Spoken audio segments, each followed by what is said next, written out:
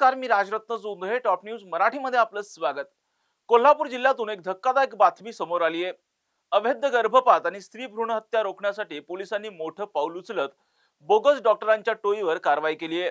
पन्हाळा तालुक्यातील माझगाव पैकी खोतवाडी येथे वैद्यकीय पदवी नसतानाही क्लिनिक चालवत गर्भपाताच्या गोळ्या देणाऱ्या बोगस डॉक्टराला रंगेहात पकडण्यात आलंय. विशेष म्हणजे या कारवाईसाठी महिला पोलीस कर्मचाऱ्याला बनावट रुग्ण म्हणून पाठवण्यात आलं होतं. या प्रकरणात डॉक्टरासह औषध पुरवठा करणाऱ्या एजंटलाही पोलिसांनी अटक केली आहे. कोल्हापूर जिल्ह्यात अवैध गर्भपाताच्या रॅकेटवर पोलिसांनी मोठी कारवाई करत बोगस डॉक्टरला बेड्या ठोकल्या.